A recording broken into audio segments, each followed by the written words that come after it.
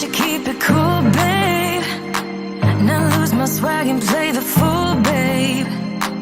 Just play the game and hold on, maybe. But I'm done with the waiting, done with the waiting. I'm done with playing nice. Now look me in the eyes. Tell me what you see inside. Not gonna ask you twice. Not looking for your lies. Tell me, do you wanna go?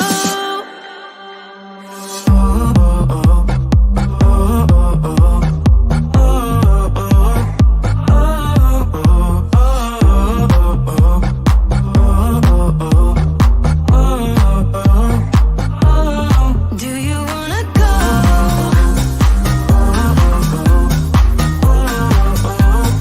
Do you wanna go? Do you wanna go? Those who wanna play by the rules end up last with nothing to obtain. So let's level up to remain. 'Cause I'm done with the waiting, done with the waiting. I'm done with playing nice. Now look me in the eyes. Tell me what you see inside. Not gonna ask you twice. Not looking for your lies. Tell me, do you wanna go? Do you wanna go? Do you wanna go?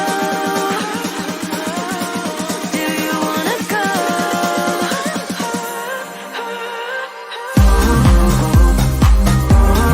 Do you wanna go?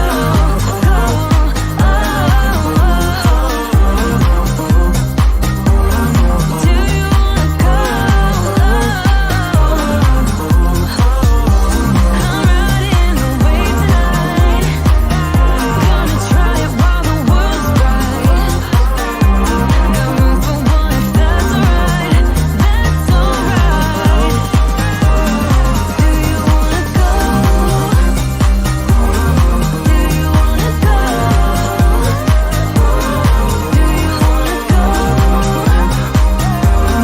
Do you wanna go? Do you wanna go?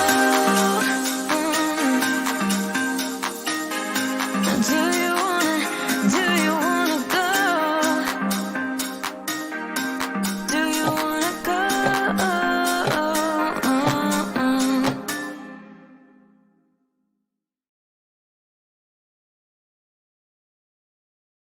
People should expect the real me in this, and probably the me that they've never gotten to know. Certainly not in the past few years, where everything is through the lens of the media, as opposed to, hey, it's me. I'm just excited to be myself and talk and be unfiltered, and yeah, it's fun.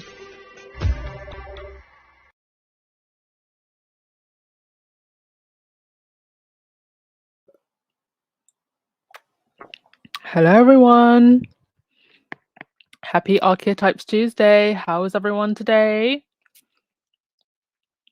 Welcome to the chat. Please make sure to thumbs up and hit the subscribe button. Let's get on track to 11,000. Thank you, everyone, for joining. And thank you to... I know that we did have a new member. I think it was a Marcy or Mercy.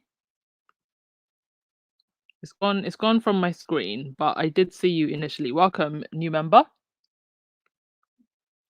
And welcome everyone else to the chat. I know that today has been a very, very, very busy day in the Sussex squad world. I saw that, I think Miss V had a podcast, Baron obviously had his podcast, and I think Petal had a podcast as well. So I'm not going to keep you too long, but just give you my 2 cents on everything. Thank you so much to the mods. You did an amazing job yesterday. You always do an amazing job keeping this a safe space, not just in the chat, but going back and checking comments as well. But before we get into the main part of the podcast today, let's do some housekeeping and start with some of the other stories. So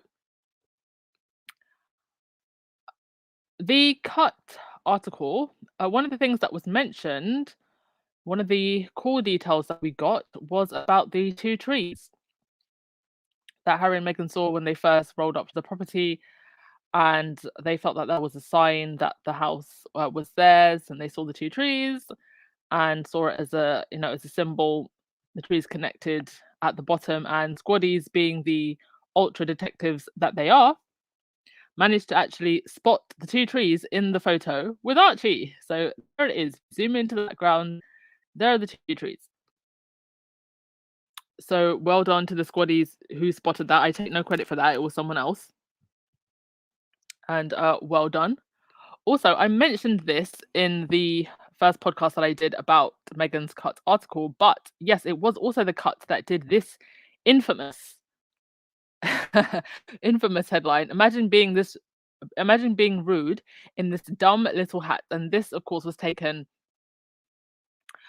back at the Commonwealth ceremony, where Kate was incredibly rude, couldn't even fake being nice.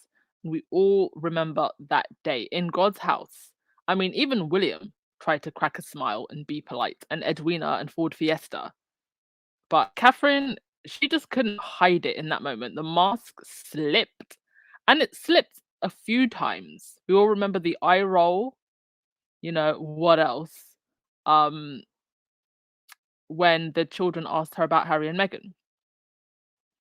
So I feel like a lot of people who have been following the story are putting a lot of the blame on William for sending out the attack dogs, but Kate is definitely an accomplice in this, and I feel like she will have her time where her dirty deeds get aired. But the Cut definitely, like the rest of us who are paying attention, saw her shadiness and wrote this pretty hilarious article. Also, I didn't actually spot this article, which came out just after the podcast last week, where Meghan mentioned about the fire in Archie's bedroom. So it turns out that the South African police were told to actually keep it quite hush hush. And this is an article from citizen.co.za. Prince Harry was on his way to Kalk Bay for a thing with the Navy. When we got to the house, the housekeeper called me and showed me the heater that was burnt and told me what happened and that the child was not in the room at the time the heater was burnt. They smelt it, went up and saw the smoke. So let's just remember that the British tabloid press tried to spin it as if Meghan was lying, when in fact they knew about this fire and this incident when it initially happened. So they're trying to spin the story as if Meghan was lying when they've known about this since it happened. But the article continues. Meghan panicked. Meghan was scared and reacted like every other mother would if their child was suspected of being in danger. When we stopped at the residence, I can tell you that she didn't get out of the car like a lady who normally gets out. She bolted into the house. However, a source close to the family who spoke to the Citizen on the condition of anonymity has now confirmed that there was a fire at the official residence where the family was staying. The heater burnt. The house didn't burn. The rooms didn't burn. I didn't see the fire itself, but I saw the heater when it came out of the room. The plastic was severely melted, severely. A source said that he cannot say whether little Archie was in danger or when the blaze broke out. Well, according to Meghan, luckily, the nanny took Archie out of the room. I'm not sure if we came. Okay, so they're talking about an event. We were driving in a convoy, and all of a sudden, the convoy with Meghan broke away. We followed her. We weren't sure what was going on. So there you have it. A second source confirming indeed the fire did happen, but why would Meghan lie about it? Why would Meghan lie? Also in the Cut article, Meghan mentioned that one of the reasons she's so glad that she gets to take her child to school now in Montecito is because if they were still in the UK, she wouldn't be able to do that without packs of photographers taking photos of the children. Now, Cambridge trolls and some royal reporters tried to clap back at this by saying, well, there's only one or two official photographers that come on the first day of school, and it wouldn't have been, 40 photographers. Yes, it wouldn't have been 40 photographers for the CAMS kids who are protected, and quite frankly, most well, there just isn't that much interest in the Cambridge kids. So of course you wouldn't have had 40 photographers, but you absolutely would have for the Sussex kids. Why? Because the Sussex kids is where the money is. So I don't know why they're acting like they don't know this, or that Meghan was lying, when in fact we know that there would have been 40, 50 photographers. And these pictures on the screen are actually from Harry's first day of school at Eton. So also Harry wanting to protect his children, knowing what it was like for him. But for sure, it would have been like this for Archie and Lily, not for the CAMS kids. A, because they would have been protected, and B, because, well, not much interest in them going to school anyway. I mean, they announced the other day where the CAMS kids were going to school, and I don't think anybody other than us in our little royal bubble really cared to pay any attention to that story.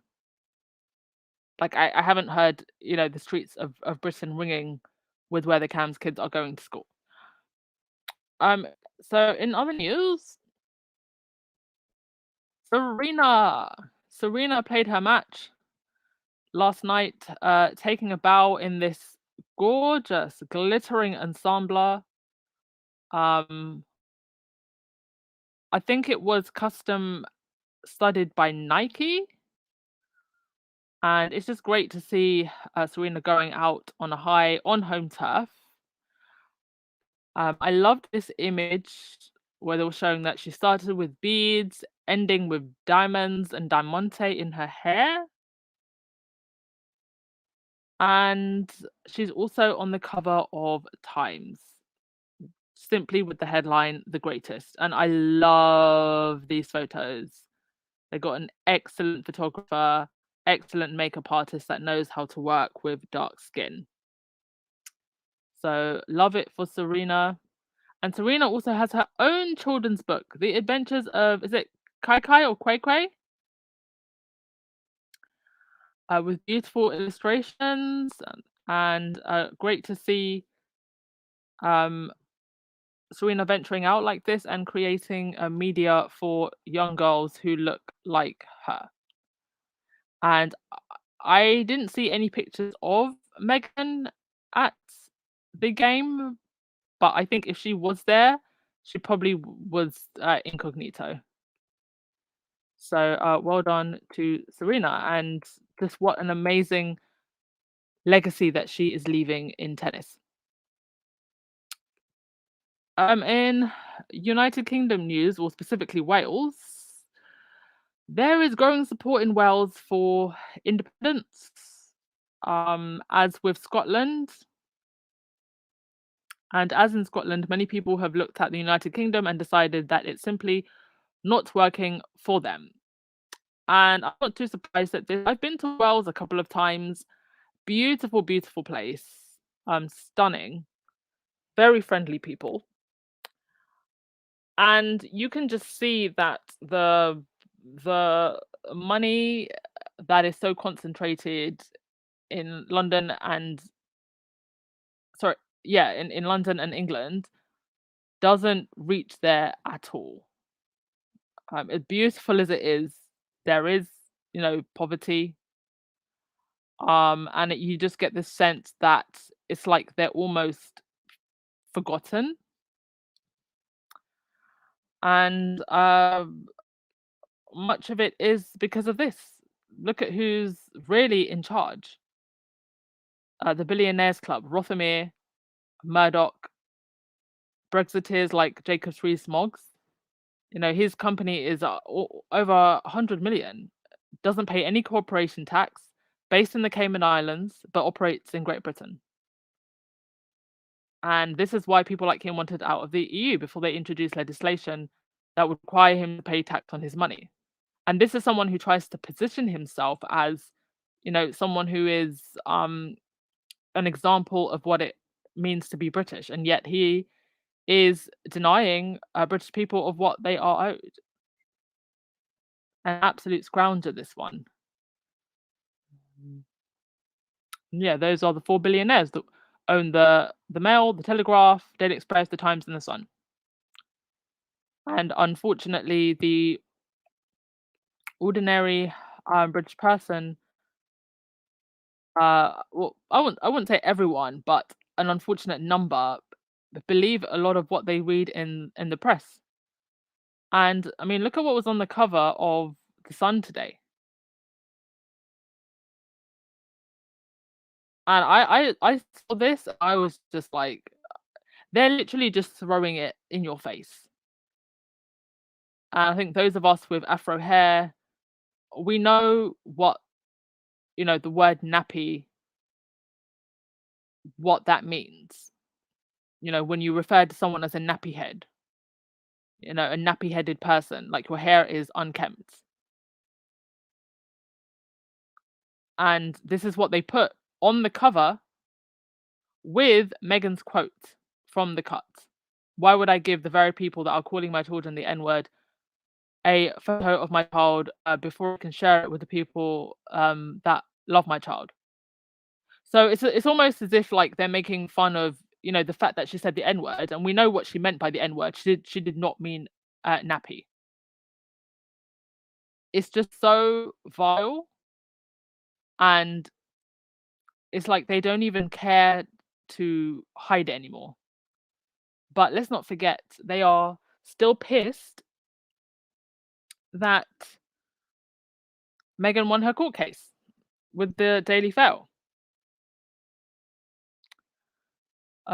Trolls, please be gone. This is not the space for you. Thank you very much for giving me views and pushing me up the algorithm, but this is not the space for you. So I don't know why you're listening.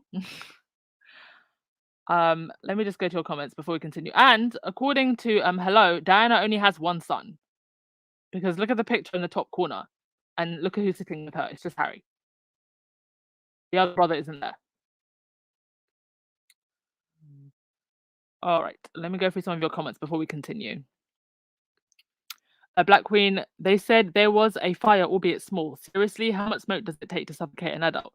Moreover, a small baby sickening. Exactly. It actually does not take too much smoke to suffocate you or knock you out. So for a child, it would be quite deadly. And it still has to have to ask the question, why was a faulty heater in that room? Why did they not check the electrical appliances? And why was there no smoke detectors? That is just insane to me.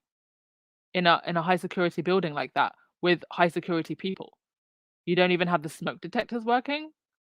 Are you for real? Jan Martin, if that had been Goldilocks' children, it would have been front page news. But since it was Prince Harry and Prince Meghan, the British media tried to sweep it under the rug. Yes. And now they're trying to gaslight Meghan and lie. Yes, DT, the Sussex children would not have been protected, just like they didn't protect Meghan during her pregnancies or her miscarriage. Indeed. They weren't concerned about those children when they were in her womb. They definitely would not be concerned about them once they were born. Black Queen, her daughter Olympia paid homage with the beaded cornrows. Yes, I thought that was very cute that they put Olympia in the braids and beaded hair for her mother's match. Very sweet.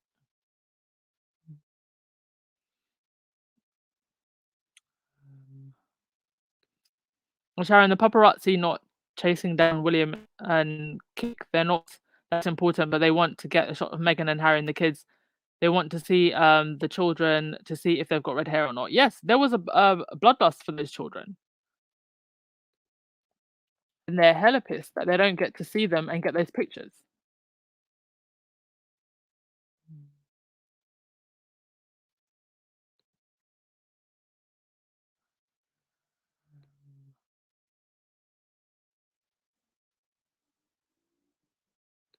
Benjamin, some people still question if the 31st was really an accident.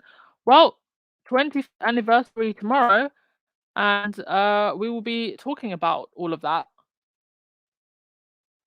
because, when you look at everything that's happening now and has happened over the last few years, while Meghan has been in the fold, I feel like a long time ago you would have been scared to say that there was something dodgy going on because you didn't want to seem like a conspiracy theorist. Even though I hate that term conspiracy theorist, because just because it doesn't go with the mainstream narrative doesn't mean it's a conspiracy. But I feel like now people are a little bit more open to talking about whether or not something something was amiss with Diana's death. Alrighty. Thank you so much, Black Queen, for the super sticker. Much appreciated, darling. Thank you so much. All right, over in France, they are saying the quiet parts out loud. This is an actual cover.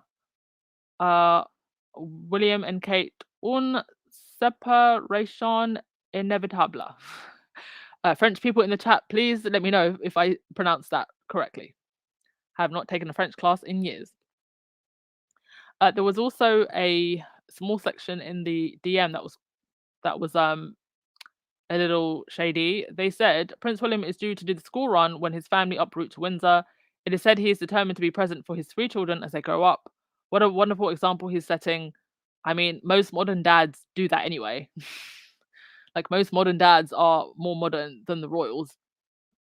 So he's doing the bare minimum, really. I've been struck often by his commitment to fatherly duties. Take, for example, he engaged with his children at various events over the summer, entertaining them when their attention wandered, and gently is it chiding them when they misbehave? Yeah, but that's what all dads do. That is literally what dads do. It's called parenting. But I feel like a lot of this is a soft launch for what is to come. I think we all know that some kind of separation is coming. And this is basically the soft launch. Alrighty, that is pretty much all I had to say in regards to other news. So let's get on to the main segment. The duality of a diva with Mariah Carey. I loved the chat. It was quite varied. They talked about Mariah's career, some of her ups, some of her downs, and her journey within the context of what it means to be a diva, and how the word diva and what it means has often changed. Like, it used to be initially, when that word became popularized, it was very much a compliment, and you had the era of divas, right? Mariah, Whitney, Patti LaBelle, Diana Ross, and then along the line it became something negative. And they also had a professor came on, and she spoke about how certain communities, minority communities, actually took the word and have reclaimed the word as something that was empowering. And so it was a very interesting chat. It was great to hear from Mimi and hear her experience and her journey and her relationship with that word diva. And I feel as though Mariah, even in a joking way, and this was something else that they mentioned, has always embraced that word and really lived the diva life and lived it very unapologetically. One of the things that they talked about was Mariah's infamous Cribs episode. Those of you who used to watch MTV Cribs, I loved Mariah's crib. It was a true diva's home with a ginormous closet, shoes, gorgeous chandeliers, just the luxury life. And I love to see a woman embracing softness, embracing luxury, and embracing her bouginess. I, for one, am in my bougie woman era. I will not eat anywhere that does not serve wine and calamari. Thank you very much. But I loved it. And also, the part that is ruffling the most feathers is when they talked about their experiences as biracial women. And it wasn't until more recently that I even knew that Mariah was biracial. She is quite white passing, and their experiences and what it means to be biracial. Because I do think when you are a biracial person, there's always this tug of war, which I think is quite unfair. I never understood why people just don't allow biracial people, sorry, society doesn't allow biracial people to just embrace both sides of them. And if I ever had a biracial child, that's what I would teach them. Don't let anyone try to push you into a corner to choose one or the other. You need to embrace and have understanding for both sides of your identity, even if parts of that mixed heritage and identity can be quite painful, especially if you're mixed black and white. But there's also a lot to embrace and celebrate. So I love that they talked about what it meant for them to be biracial and their experiences as biracial women. And also Megan touched upon, and I think acknowledged, some of her privilege because of colorism. And this is quite a hot topic in the Black community in particular. And the conversation, I'm just going to read it out and what was actually said. And it is, of course, being twisted in all kinds of ways. So Megan said, "Eternally, you're looking great. When I had read this article about Halle Berry, and they were asking her how she felt being treated as a mixed race woman in the world. And her response was her saying, well, your experience through the world is how people view you." So she said, because she was darker in color, she was being treated as a black woman, not a mixed woman. And then Mariah says, right. And then Megan says, I think for us, it's very different because we're light skinned. You're not treated as a black woman, you're treated as a white woman. You sort of fit in between. I mean, if there's any time in my life that it's been more focused on my race, it's only once I started dating my husband. Then I started to understand what it was like to be treated like a black woman, because up until then, I had been treated like a mixed woman, and things really shifted. And Mariah said, but that's an interesting thing, a mixed woman, because I always thought it should be okay. It should be okay to say I'm mixed. Like it should be okay to say that, but people want you to choose. Now I'm just going to focus in on what Megan said there. Megan has always said she had identified as biracial, but as soon as she entered the British institution, that is the Royal Mafia, the institution and the press were treating her as they would treat a black woman. They only saw her blackness and or the part of her that was black. And for them, even that one drop was one drop too many. And I feel like the British press and commentators like to play so dumb with this.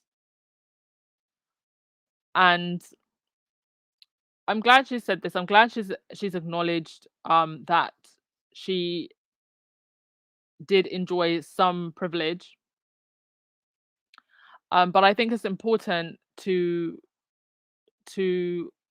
recognize how the establishment has treated her, because you have to then wonder, well, what if she was a fully black woman? I really don't even think that Meghan would still be alive marrying into this institution if she was a fully black woman, if they are treating her like this. And so this, as you can imagine, has sent the commentators into a frenzy. But Meghan said what she said, and they can try to deflect all they want, but I we've got all of the receipts, all of the receipts. The way in which Meghan was introduced to the British public by the Daily Mail was straight out of Compton. So I don't know why they try to act like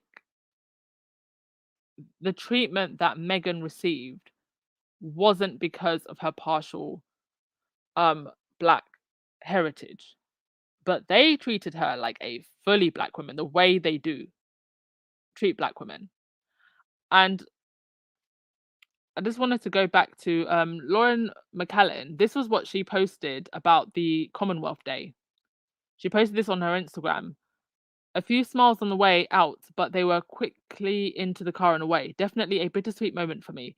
The press pack around me were saying atrocious things and blaming Meghan for everything that's happened. The TV crew for a prominent UK channel was standing next to me, and they spent time during the service to Photoshop Meghan's arrival photos, putting a broom in her hand and a very distinctive black hat on her head in one image. Absolutely atrocious behaviour. All from middle-aged and old white men in the British media. Can you really blame the Sussexes for wanting that negativity out of their lives? So these people literally saw her as a witch. These people who probably, have mistresses, cheat on their wives, but have all the things to say about Meghan because they see her as a threat. They see her as the type of woman that would leave their nasty asses if she was married to one of them. A woman like Meghan would not put up with such BS. Okay, before I continue, let me go to your comments. And I'd love to hear what you all thought about this. Rahini, yes, so we're supposed to praise William for showing up. That's what most modern dads do every single darn day. It's nothing special. Well, he's nothing special for doing it, especially when he's got a million nannies. Okay, the average dad deserves praise for doing all that with a full-time job, not showing up and waving with nannies. You can join the chat, by the way. I've put the link there.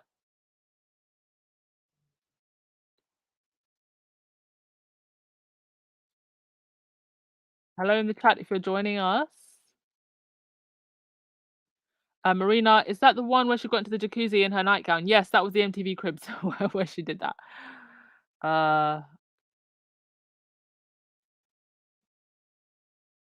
Hello, Joseph. Hello, beloved squaddies, divas, and brazen hussies. Who runs the world? Girls. Yes. Girls and men in the Sussex squad. That's going to be the remix. Who runs the world? Girls and male squaddies. Together we're running this world. Legs, I'm glad that the US census allows people to select more than one race. I believe that was only changed in the past 10 years. Well, it's going to become a lot more common now as there are more interracial couples. Not just between races, but people from different countries. There's so much migration. So I think it's actually going to be very normal very soon to be of a mixed heritage. So I'm glad that they've changed that. Joyce, the podcast is very good. I learned a lot about Mariah. Yes, and her mother and her opera singing background.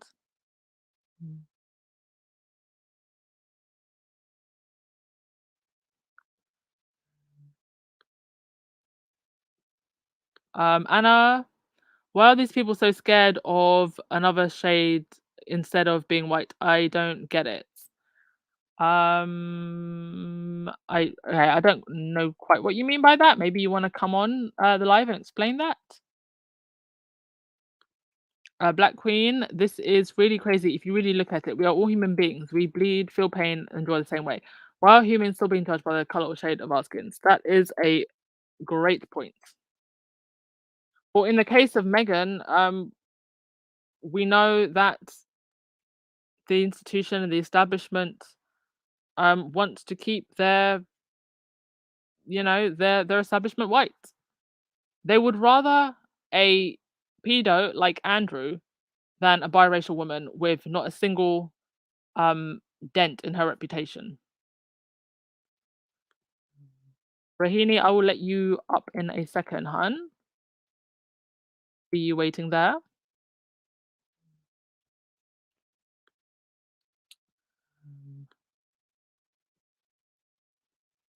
Marilyn Matthews, I always knew both Mariah and Meghan were biracial. They look biracial, just light skin, both openly discussing being mixed race early in their careers. Okay.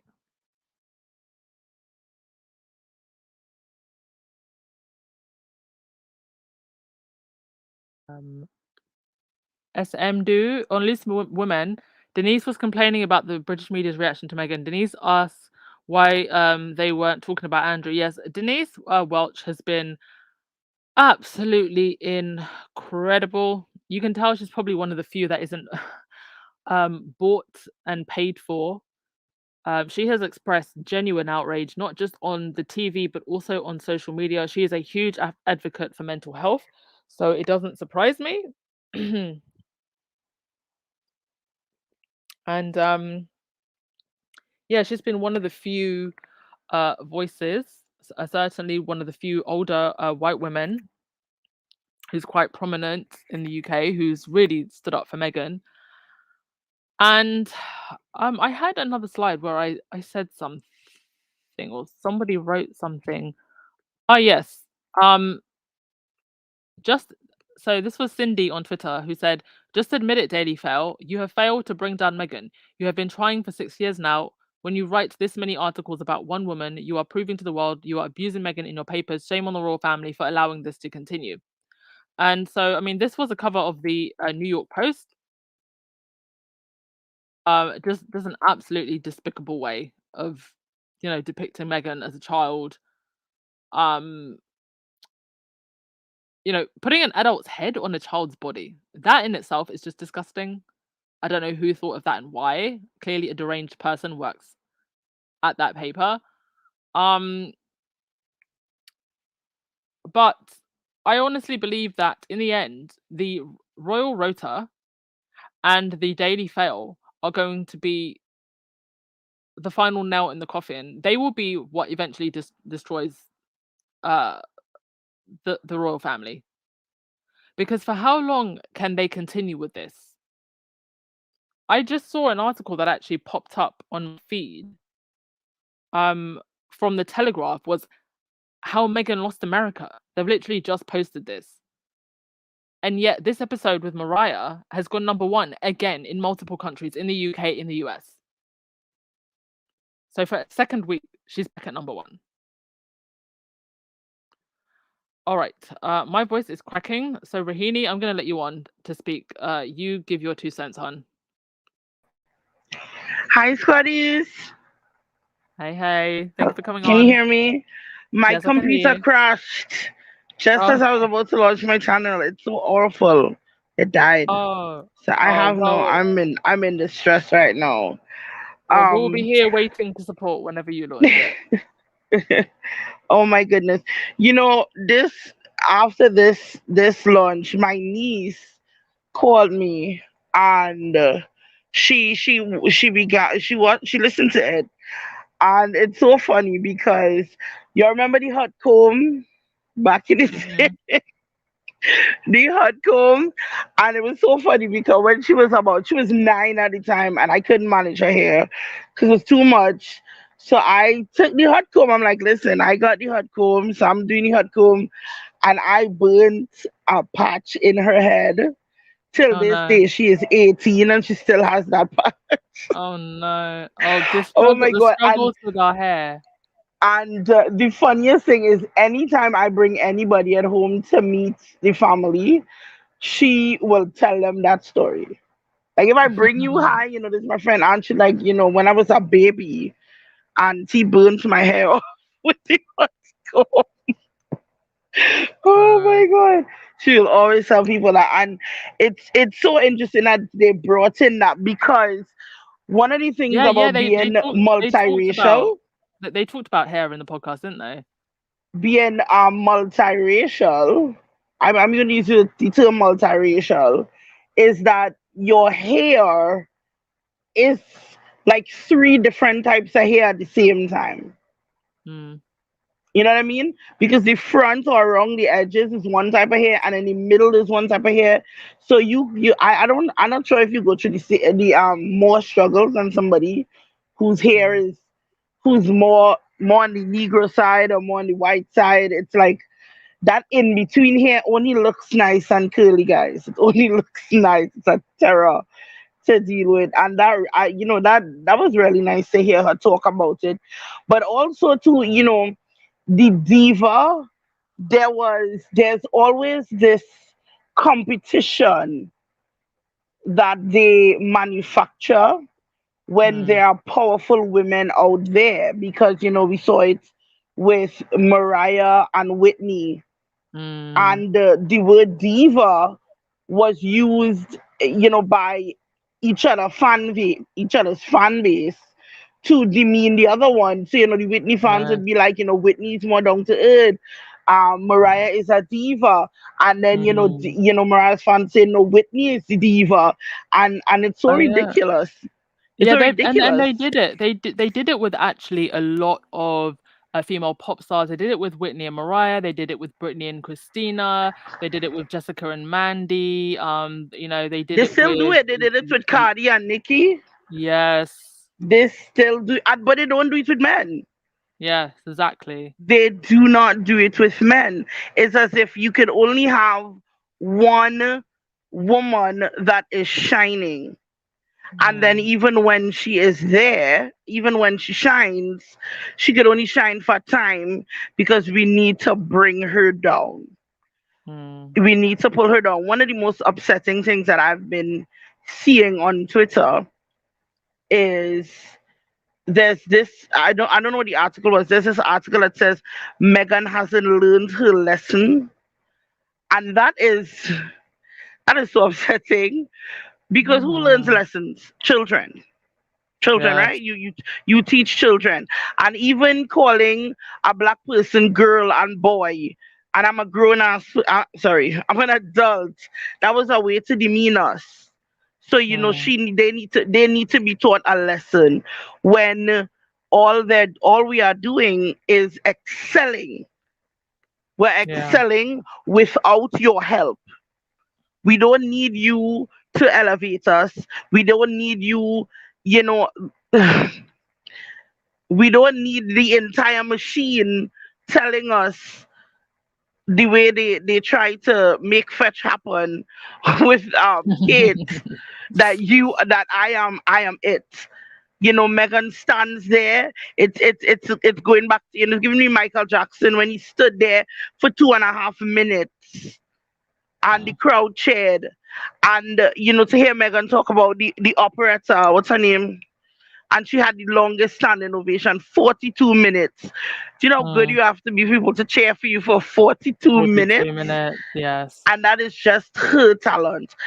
It's purely us. And how dare us excel? How dare us Yes. excel? And I was kind of hoping that Mariah would have touched on her struggles with the industry itself, and She the fact touched that her on husband. she Mhm. touched on it lightly with her ex, but she didn't go too much Yeah, into it. because the thing is, when we look at it, there's something called the 360 deal, and Mm. within that, the industry owns your music, and Yes. they own you. So you would die, and for decades, years later, they're still making money off of you. And Mhm. very few artists own their music. They own their and Mariah used to write her music, so she Yeah. needed to own her music. Yes, And because if you don't, I if you don't own your masters, the masters yes, own you. and I draw a reference again to Nicki Minaj. That's one of the things that they had against her, because when she entered the industry, she was like, I'm not signing that. I own my music. I wrote my songs.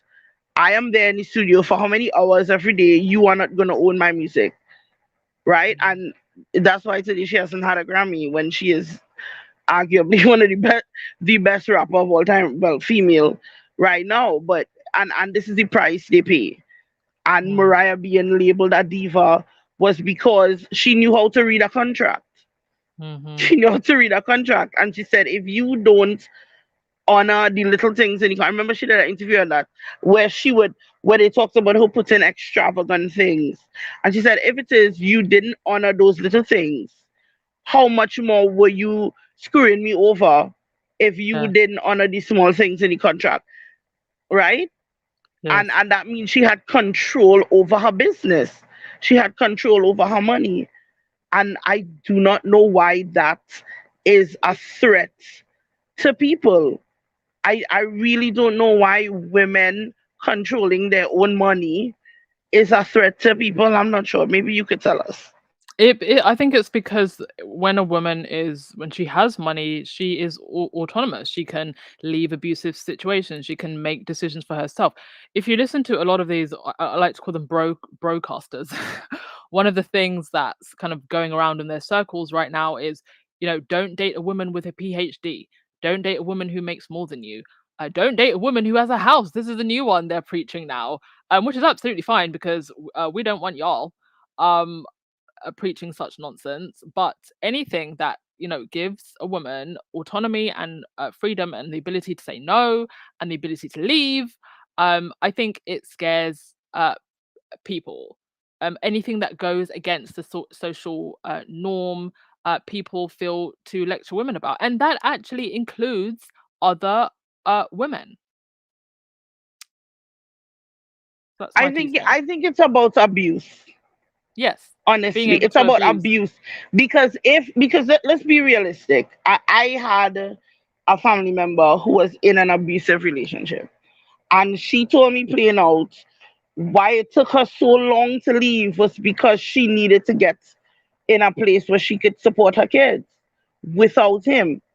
And when you teach girls that their only lot in life should be to find a man to financially support me, you are setting this woman up to be abused. And worse yet, you're Yeah, setting her up to fail. Because my mother used to tell me, she used to say, your man don't have to leave you. To leave you, he could die. And then what are you going to yeah, do? What are you going to yeah. do? You have six kids. You never worked a day in your life and you're 42 and your husband dies. You don't know Mm, how money works.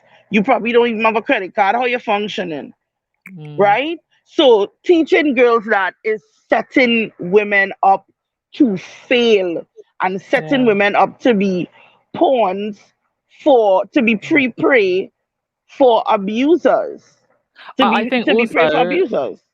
I think also to add to that, I think that's why men like Harry are also seen as a threat. Men who are encouraging, men who are supportive, men who are kind and lead with compassion and support their partners. You can see that Harry is incredibly proud of his wife.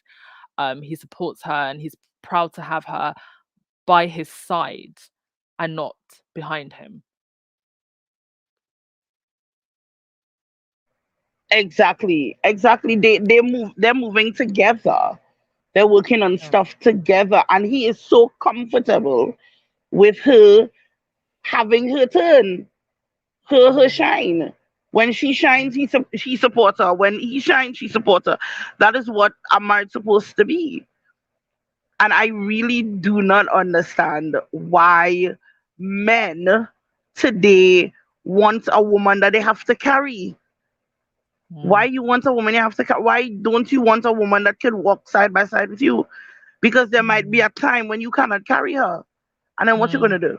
What's Indeed, she and we going to saw do? this, and we saw this a lot in the during the pandemic, with people losing their jobs and women had to, you know, pull our boots up and maybe actually take on that provider role a little bit more. So you know, by all means, I think if a woman wants to, stay at home and be a stay-at-home mom, and you can afford that, and that's your aspiration, that's fine. But even in that situation, there still needs to be respect and teamwork, and it shouldn't be that the woman is seen as lesser than.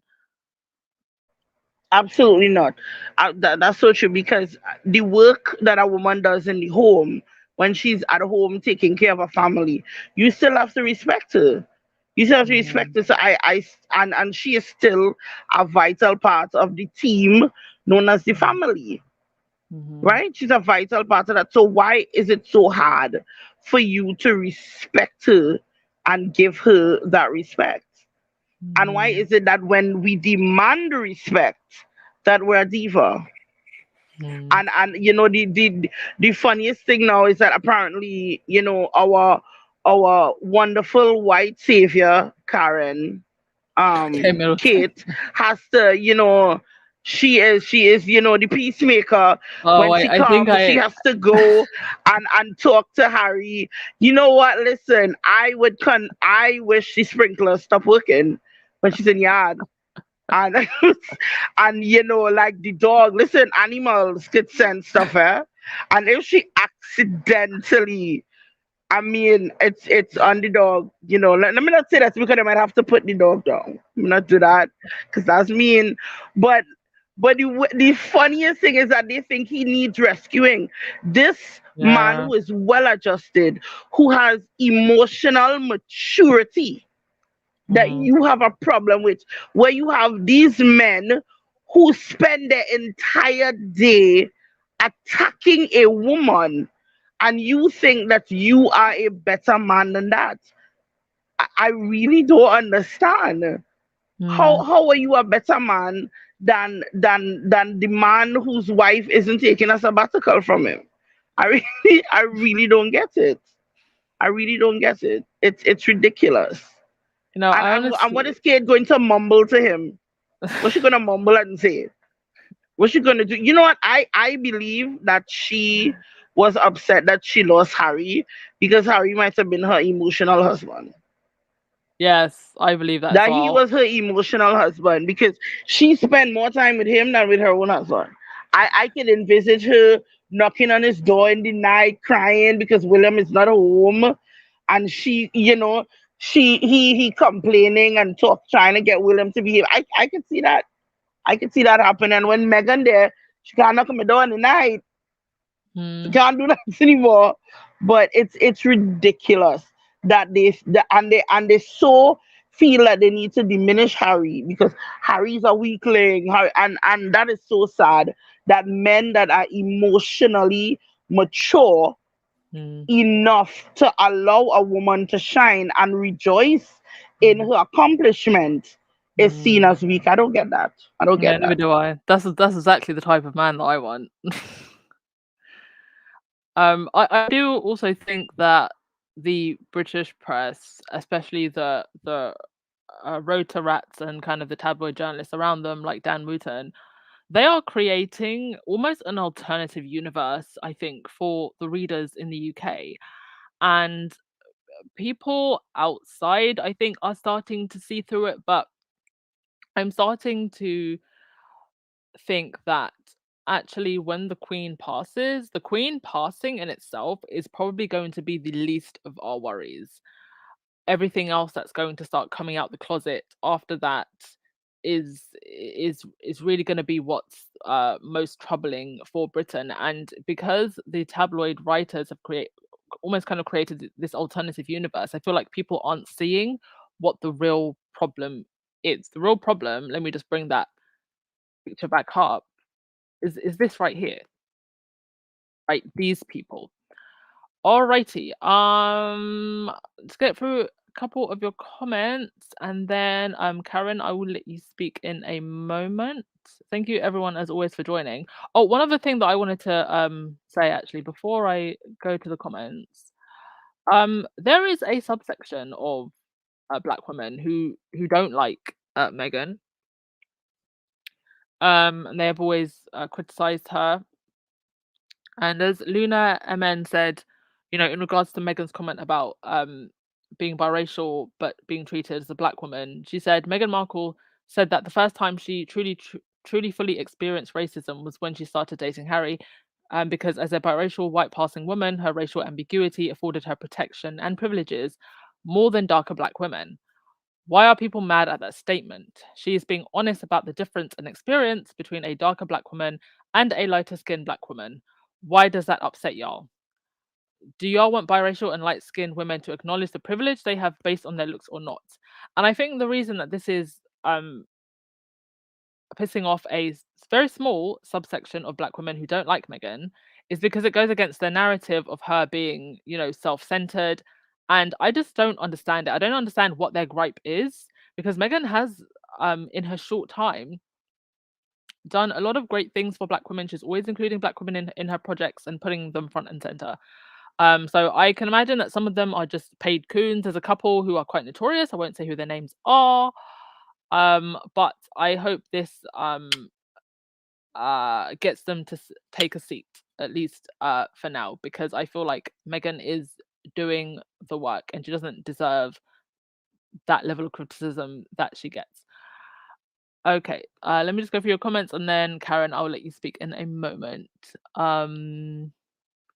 Marilyn, I don't believe Kate was a peacemaker. The media trying to portray her as a savior. I mean, like Rahini said, what's she gonna say? What's she gonna mumble? And what is she even saving at this point? Like, this is a sinking ship.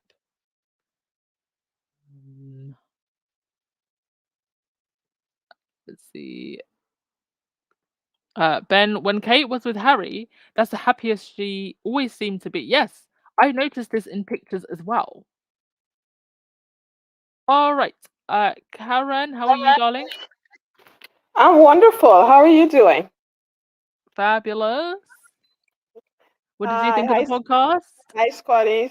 Oh, it was awesome. Yeah. As always, I never disappoint. It was good.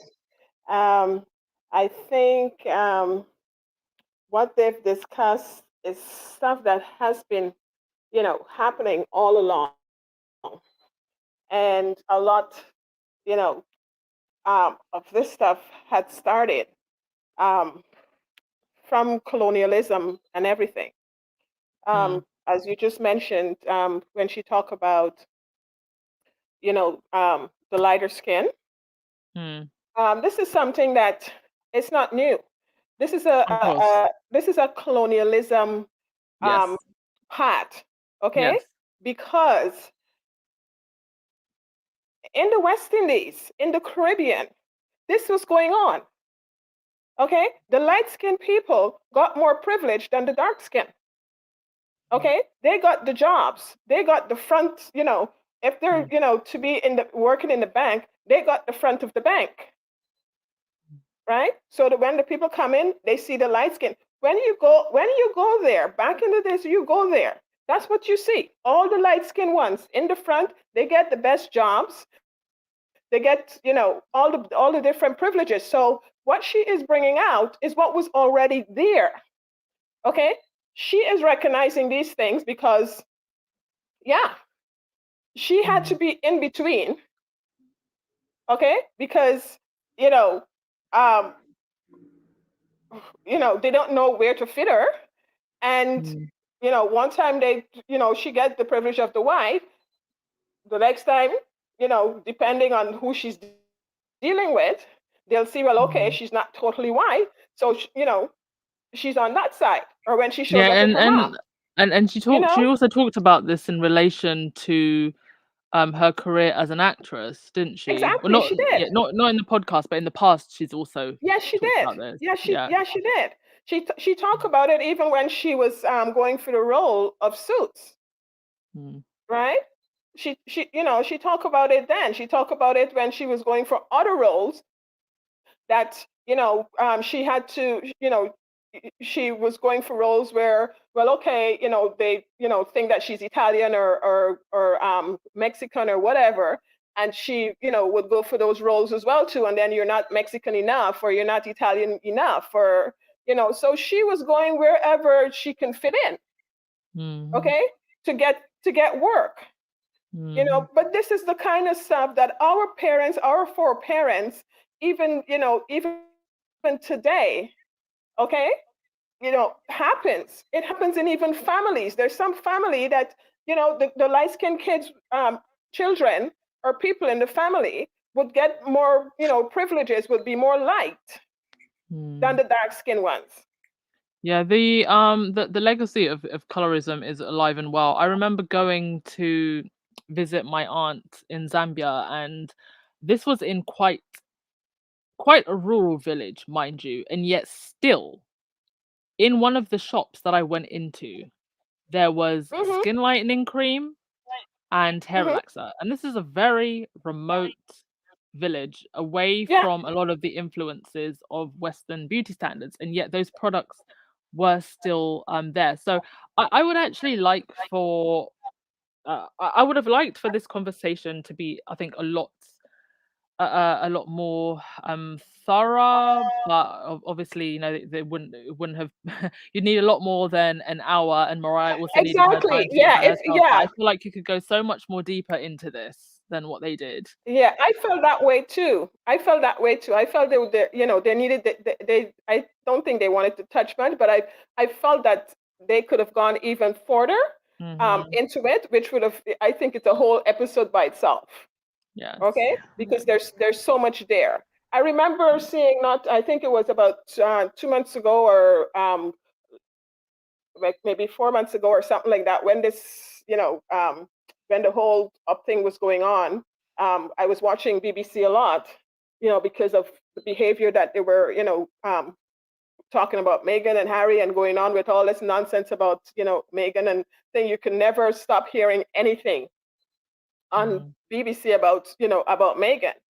And I remember, by watching that a lot, there was a documentary that came on there where they were talking about, in the areas in the UK, there were shops that are selling these creams, okay, for lightening skin and stuff like that, and how it was affecting people and damaging their skin and leaving them with all kind of, defects and stuff like that. And they were pointing out the shops, they were, calling the names of the creams, people who, were using them, came on and were talking about it, and, saying what it's done to, and it's very dominant apparently, over there. So, this is not, this is not anything new. Yes. Right? But, it's the conversation, between the two of them, was so real. It was so right in terms of being a diva and being ambitious. I mean, to say this is, educating for me, because, going back to ambition, that is something that I was always encouraged to be. Right? Yes. That was always, I never knew it as a bad word. When someone say, be, we used to be told you have to have ambition, you have to have ambition, you have to have ambition. So that means you have to be ambitious. Okay? So, and we were always encouraged to, to do that. If we want to rise, if we want to go places, and in terms of our education and stuff like that, we want to be, the top, get the highest scores, or whatever it is, and you have to be ambitious for these things. Yes. Okay. But I think also though, I don't think Megan touched upon this too much, but I think one also has to understand that Britain is a classist society. So, too much ambition and wanting to, I think they call it tall poppy syndrome. If you're the tallest poppy in the field, you get cut down. So in some, cultures, yes, being ambitious is seen as something that is a good thing, but certainly in British culture, I don't think so much. And even when you get to a certain level of excellence, you still have to, even if you're Lewis Hamilton or Adele, go and bow down to the tampon prince to get your little trinket. But thank you so much, Exactly. Karen, for your contribution. And I'm gonna let Mary and Anna speak. Mary, go right ahead, darling. How are you? Hi. Hi. Hi. I just want to say that I enjoy the podcast, and when they spoke about the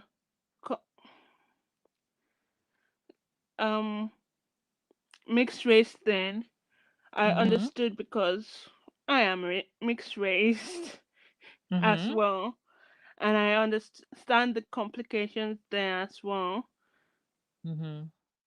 So and there's so many things that are said about mixed race people as Yes. as well. Can I ask where you're from, Mary? I'm Nigerian. Okay, Nigerian and No, well, I'm mixed race from my dad's side. Basically, okay, I'm 1/8. Yeah, I'm 1/8. Basically, that's what I mean. I'm okay, not half. Yeah, okay, okay. And you felt that you could relate to some of the things that they were saying. yeah.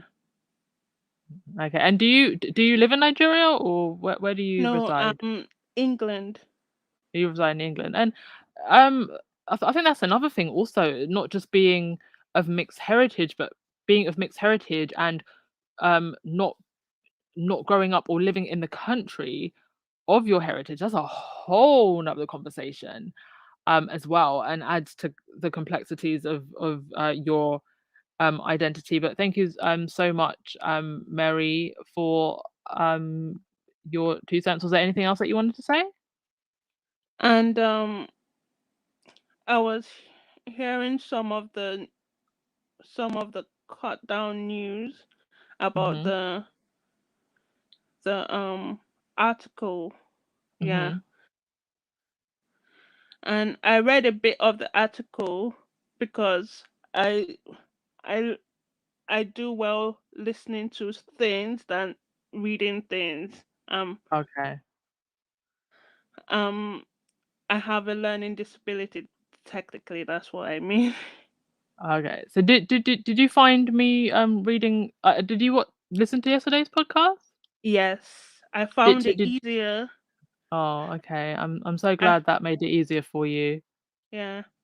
So the but I understood the article when I read it, part Mhm. of it, and Mhm. the article, even though it got bashed in the press, Mhm. in English press, I mean, Mhm. um, I don't really watch. I don't.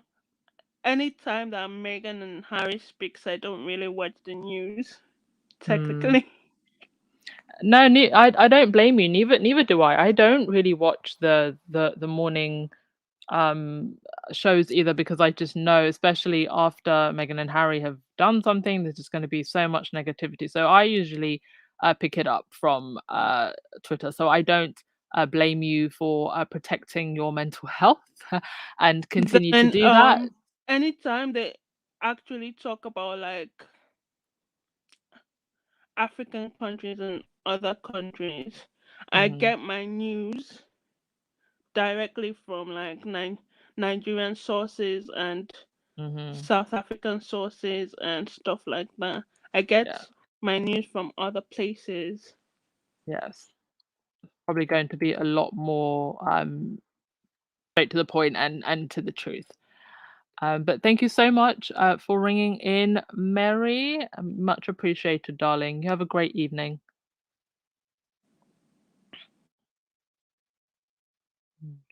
Alrighty. So thank you everyone for ringing in. I'm so sorry I can't. I would actually love to give everybody more time to talk today, but because we started the podcast a little bit later, I need to go to bed. So we're just going to wrap up with your comments and just a couple of other last things that I wanted to say. But thank you everyone for your donations as usual. Thank you, Legs. You said would love to hear from Rashida Jones. She talked about some of her experiences when she was advertising for Black AF on Twitter. Loved that series. Well, I mean, there are so many amazing women and topics and subject points that Megan could talk about. And this is just part 1, season 1, and we will have so much more, I'm sure, going forward. I'd love to have like Harry have another series where he brings on like men to have similar conversations. Like I'd love to hear from men like Keanu Reeves. Trying to think of who else is uh a really good ally. I think Mark Ruffalo. I'd love to have Harry have some guys to talk about similar topics and topics to do with men as well in this kind of positive um and challenging way. Denise Taylor, thank you so much for the super sticker, much appreciated.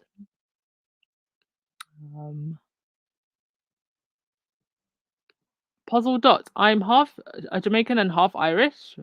My brothers and sisters used to protect us, the young sibling. Mum and dad take us to the US to make life better for us. Yeah, and as like I was saying to Mary, I think it's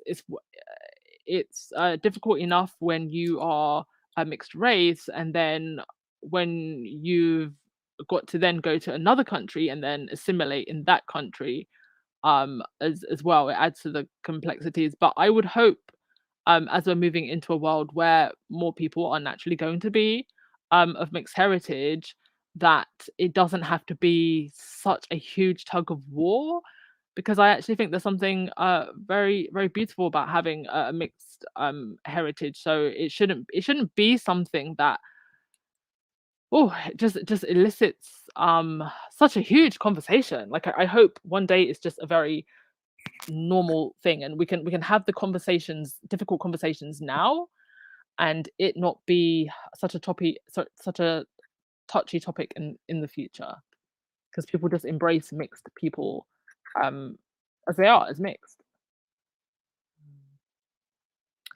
Gail Lewis, I agree with your caller. I also get too upset watching news shows because they blatantly disrespectful attitudes towards Harry and Meghan, and it's gobsmacking. Guys and dolls, I have to say today was one of those days when I was just feeling a little bit low. At one point, it does kind of get to your mental health sometimes when you constantly have to keep an eye on the news and you constantly have to see the British tabloid press for what they are and what they do. Because this isn't just about Meghan, this is about a whole institution and how they see women and women of color and Black women. And that is very hard to digest sometimes. And today I just felt like if I'm being very raw and honest with you, I just felt like Harry and Meghan, I need you to just say everything. Just drop all the bombs and throw all the grenades. Because I think a lot of us have just had enough. I know that when Betty passes, a lot is going to come out, but I don't know. Can it wait that long? Because she could live until 102 easily. I'm giving it until 102. And it's just, they keep going on, they keep going hard at Meghan. And it's just like, you see no end to it. And I feel like the only way this is like a Harry Potter and Voldemort situation, right? Like one of them has to go so the other can survive. And today was just one of those days where I felt like, just say everything, spill all the beans, just do it. End it now. Because for how much longer can this tabloid war go on? And it's going to be like this for the next 12 weeks. And then obviously with all of the appearances that Harry and Meghan have in September. Boy, yeah, today was one of those days. So telling me to go to bed. Yeah, I need to go to bed. Oh, Gail Lewis, Ronan Farrow. Yeah. So some time back, Ronan Farrow apparently liked a thread that a squaddy made, and it was quite a detailed thread. So the verdict is still out whether or not Ronan Farrow is working on something, but I haven't seen or heard anything about that since. It will definitely be the story of the decade if Ronan manages to get some kind of scoop, an expose. But Ronan might be a bit busy in the coming months because apparently Harvey Weinstein is appealing his verdict. So yeah, how the world protects abusers.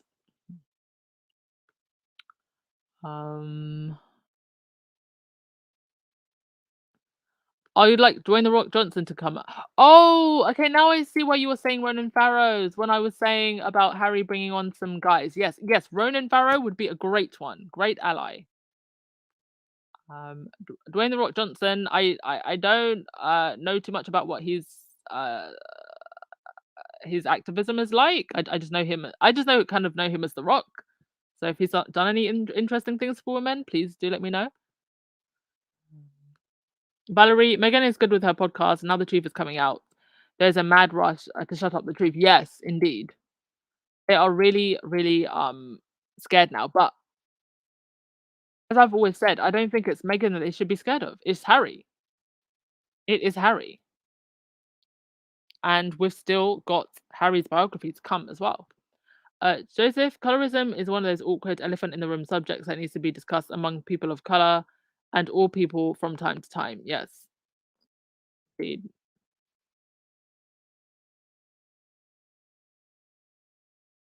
Thank you so much, everyone, for your nice messages. You all have a blessed evening as well.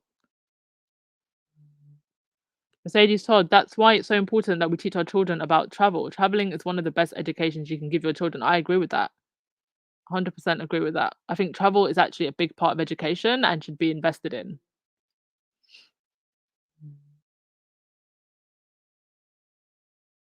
There are actually many ways that you can travel for free. If you're not too well moneyed, you can do volunteering, you can work and travel. There's holiday working visas.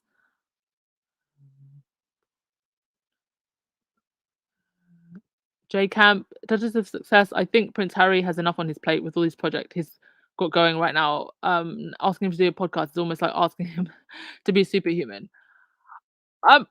I see Harry doing a podcast though. I do see him doing it. He has a great podcast voice. And remember, he was on the intro. Remember that first snippet that we got from Archer Audio? So I can't imagine that he wouldn't be doing a podcast of his own or with Meghan at some point. And I'm sure Harry would have a lot to say. Marina, I'm sure Archie and Lily Birch will grow up mindful of who they are. They have a rich heritage, and I hope they'll know that. Yes. What an incredible heritage and family history they both have. Weird and the wonderful.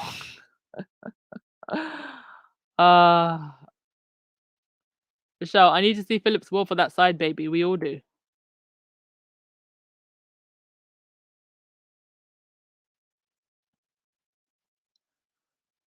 All right.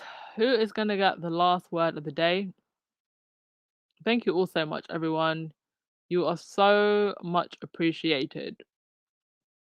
Janita Smith. Oh, The Rock is biracial. Oh, okay. So you'd like to have from his perspective as well. Yes.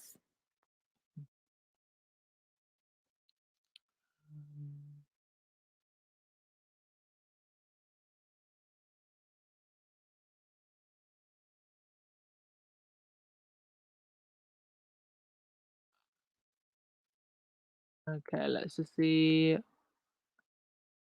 Just trying to get through your comments before we wrap up. Sharon, the palace is worried and running scared of what Meghan might mention. Remember in the interview, she said She can say anything, and she did not sign an NDA. That's why they want to see what's in Harry's book. Yes, and it's Harry. It's Harry who's the renegade. Because I think also, if anything really explosive was going to come out, Harry, I think, would rather it came from him to protect Meghan.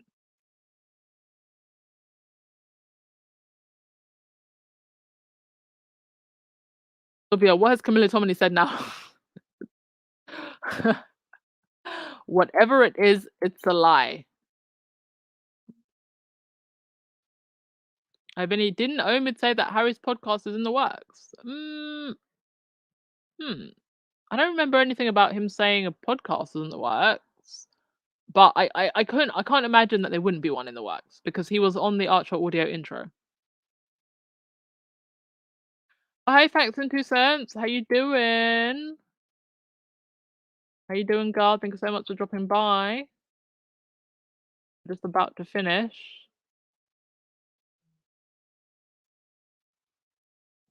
All right, Angela, I'm going to give you the last word of the day. Thank you and the fabulous mod squad that keep us in a safe space. Indeed, but you know who might not have a safe space? I almost forgot. I have to put this slide up. This. I saw this on Twitter with the caption, "What William's gonna see when he goes to New York." I'm gonna roll, dying of laughter on the floor, if they still have the Archetypes billboards up when William goes to New York. I'm just gonna die laughing if this is what he sees. But yes, thank you to the mod squad, and sorry for keeping the space safe. Thank you everyone for the donations. Thank you everyone who came up and spoke today. Much appreciated, everyone, and I will see you tomorrow for the Diana special, and next week we have Mindy Kaling on episode 3 of Archetypes. So let's all get ready for that. See you tomorrow. Bye. I know I messed it up, but in my soul, I feel a love for you that's out of control. Sometimes I feel like I can make you whole. I just can't change my emotions. There isn't anything I wouldn't do to prove that everything I say is true. And if you let me, I keep loving you. I just can't change my emotions. Come on, love me again. You're all I need. Can you love me again?